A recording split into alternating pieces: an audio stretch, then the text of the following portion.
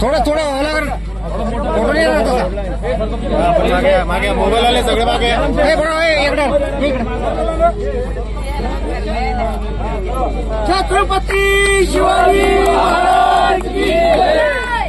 शेतकरी कष्टकरी दीनदलिताच्या कैवारी नामदार अब्दुल साहेबांचा.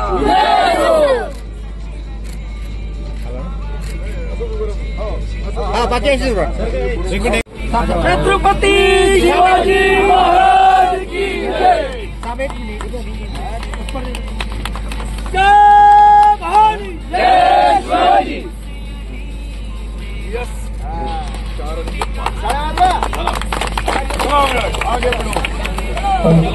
त्यावेळची परिस्थिती एकंदरीत पाहिली तर आपल्या या विभागामध्ये या शहराला खेटून असलेली ही कृषी विभागाची जमीन आणि या जमिनीचा उपयोग करण्यासाठी शेतकऱ्यांसाठी लागणाऱ्या ज्या ज्या योजना असतात, शेतकऱ्याला सक्षम करण्यासाठी जे काही त्यांना शिकवण्यासाठी जे काही नवीन कार्यपद्धत नवीन टेक्नॉलॉजी आली, त्या टेक्नॉलॉजीच्या माध्यमातून आपल्याला शेतकरी भवनपासून तर शेतकरी निवासापासून तर शेतकऱ्याचा ऑडिटोरियम आणि या भागामध्ये राहणारे या कॉलनीमध्ये एकंदरीत पाहिलं आपण तर 2-3 हजार लोकांची वस्ती ही जैनुद्दीन कॉलनी पासून तर जयभवानी नगर पासून तर अनेक आमच्या ज्या वस्त्या आहेत त्या वस्त्यामध्ये आल्यानंतर इकडच्या लोकांचे लग्न असेल, कार्य असेल, छोटे छोटे प्रोग्राम असतील, यासाठी एक ऑडिटोरियम पाहिजे. 1000 लोक तरी त्याची कॅपॅसिटी पाहिजे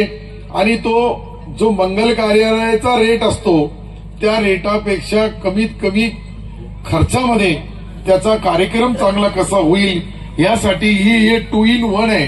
शेतकऱ्याची कामं आहे, शेतकऱ्यांसाठी वापरल्या जाईल.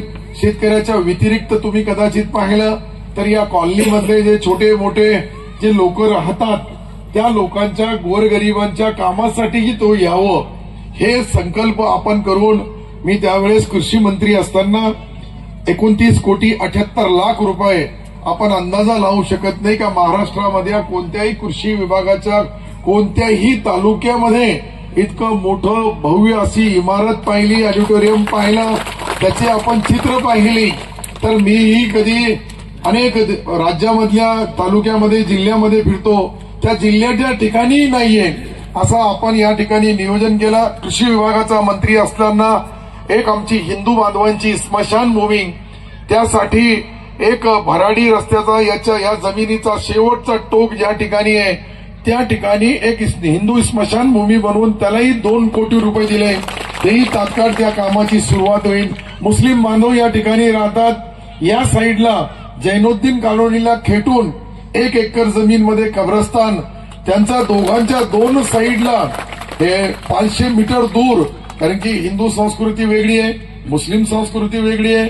मुसलमानमध्ये दफन करण्याची परिस्थिती, त्यांचे जे नियम आहेत, त्यांचे जे धार्मिक कार्यक्रम आहेत ते वेगळे होतात आणि हिंदू बांधवांची जी काही आपण अग्नी देण्याची सिस्टीम आहे त्यासाठी त्यांच्यासाठी एक हायटेक आपण पाहिलं का आपल्या औरंगाबाद रोडवरची जी स्मशानभूमी होती त्याचंही सुशोभीकरण त्या ठिकाणी ही पूर्ण ज्या व्यवस्था एका वेळेस नाही, ज्या वेळेस कोरोनाचा संकट होता त्यावेळेस पाहिलं एकदाच गावामध्ये 2-3 मृत्यू झाले तर त्यांना अग्नी देण्यासाठी स्मशानभूमीमध्ये जागा नव्हती.